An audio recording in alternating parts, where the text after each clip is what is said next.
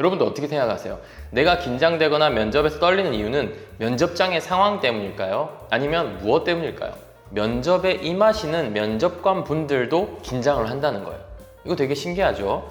여러분들이 준비한 내용을 내 식으로 어떻게 잘 설명을 할 것인가에 대해서 집중하셔야 한다는 것입니다. 독심술의 오류를 주의하라는 것입니다.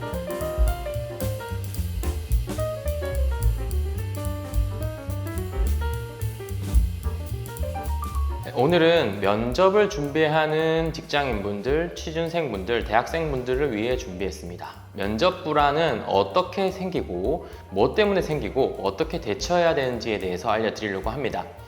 자, 면접 불안 많은 분들이 고민하고 계시죠. 이 면접 불안은 도대체 왜 생기는 건지 이거 질문 많이 하시거든요. 여러분도 어떻게 생각하세요? 내가 긴장되거나 면접에서 떨리는 이유는 면접장의 상황 때문일까요? 아니면 무엇 때문일까요? 사실 면접장에서 떨리는 이유는 여러분들의 생각에서 있습니다. 왜냐하면 내가 이 회사에 적합한 사람인지, 면접관이 나에 대해서 어떻게 생각할지 두려움을 가지는 경우에 면접에서의 발표 불안이 생기는 것이죠. 자, 그러면 결국은 여러분들은 면접장에서 내가 이야기하는 내용이 맞나? 또는 저 사람이 어떻게 생각할까? 호의적으로 생각할까? 아니면 부정적으로 바라볼까? 이러한 생각들 때문에 긴장되거나 떨리게 마련입니다.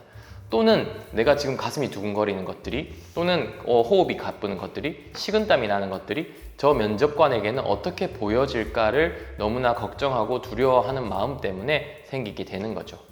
이런 것처럼 면접 불안의 심리적 요인과 신체적인 반응의 요인들이 떨면 안 돼, 실수하면 안 돼, 완벽한 발표를 해야 돼, 또는 정답을 맞춰야 돼, 이러한 이 면접 상황에 대해서 내 자신에 대한 인식, 생각에서 비롯되는 경우들이 많고, 결국은 평가에 대한 불안이 면접 불안의 핵심이 되게 되는 것입니다. 여러분들이 여기서 알아야 될 중요한 점은 뭐냐면, 이 긴장되는 것이 중요한 것이 아니에요. 이거 되게 아이러니한 거죠. 왜냐하면 면접 상황에서 긴장한다는 것이 꼭 나쁜 것만은 아니라는 거죠. 자연스러운 거기도 하고요. 면접장에서 너무나 긴장하지 않고 불안하지 않은 사람이 좋아 보일 것인지, 또는 어느 정도는 긴장하고 면접관이 묻는 대답에 질문에 조금 더 신중하게 대답하는 사람이 좋게 보일 것인지에 대해서는 사실 명확하게 이게 나쁘다, 이게 좋다, 이런 것들은 사실은 없는 것들이 크고요. 더욱이 면접관들이 하는 질문에 대해서 내가 얼마나 긴장하고 불안한지에 따라서 이 어떤 결과들이 좌우되는 것은 아니라는 거죠. 또 하나 재밌는 건 뭐냐면, 제가 이렇게 상담을 하다 보면 면접에 임하시는 면접관 분들도 긴장을 한다는 거예요. 이거 되게 신기하죠?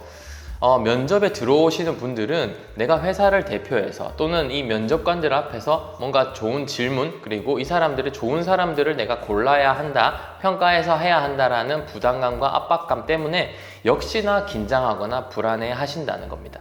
물론 이런 면접에 임하시는 분들처럼 나를 평가한다라는 불안감이라기보다는 어떤 다른 압박감의 일종이겠지만, 결국은 이분들도 긴장하고 불안감을 느낀다는 거예요. 그러니까 꼭 여러분들이 면접관 분이 무표정하다, 또는 냉소적이다, 또는 시니컬하다, 이렇다고 해서 나에 대한 평가 때문에 그러리라고는 단정 지을 필요가 없다는 겁니다. 그분들 역시도 긴장한 마음으로 임하기 때문에 무표정일 수도 있고요. 또는 조금 더 신중한 질문을 어떻게 잘 해야지에 몰두했기 때문에 무표정한 표정들이 나타날 수가 있다는 거죠.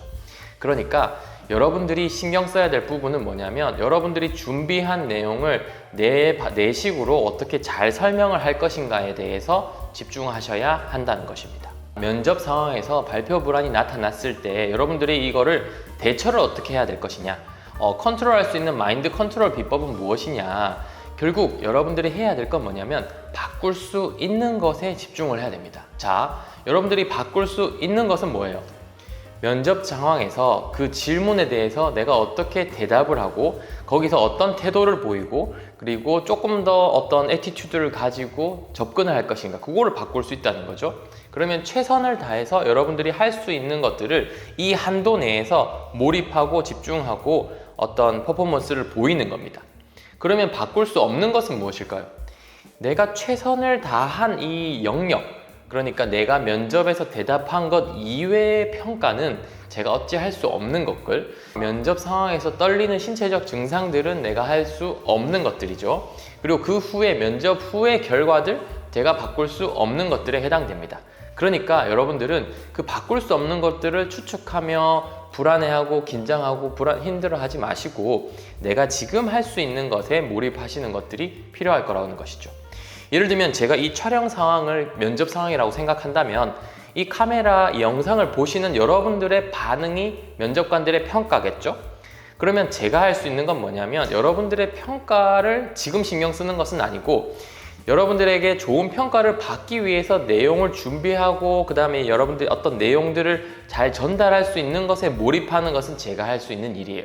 그래서 면접에서의 여러분들의 마인드 컨트롤은 지금 여러분들의 면접 상황의 면접 질문에 충실히 대답하는 것이 집중하는 것이 되겠습니다. 자, 그러면 일단 왔어요. 긴장이 왔어요. 불안이 왔다면 어떻게 해야 되냐요?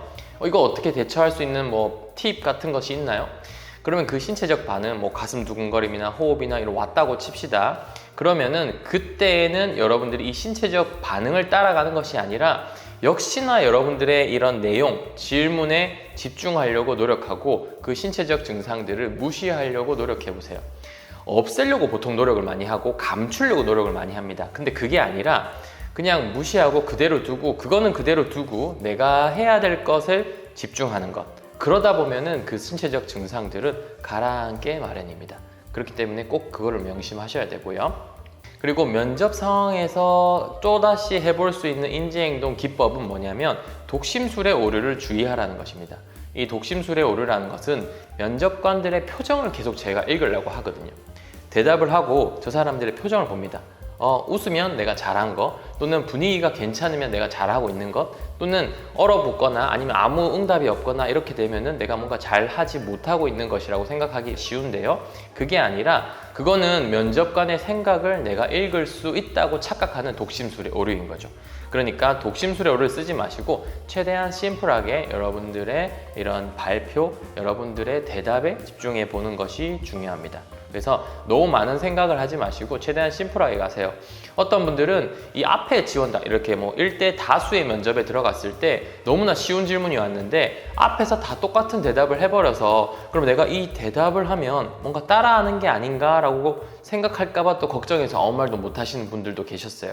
근데 최대한 심플하게 가시는 거죠. 내가 할 수 있는 대답을 최대한 하고, 물론 여러 앞에서 비슷한 대답을 했다면 거기에 첨언해서 또는 내 생각들을 버무려서 얘기하는 것들은 조금 더 경쟁력이 있고 도움이 되겠지만 이거를 이렇게 생각하면 어쩌지? 저렇게 생각하면 어쩌지? 너무 나의 생각에 빠져서 이런 면접을 망치는 경우들도 있기 때문에 최대한 심플하게 가시는 것을 추천드립니다.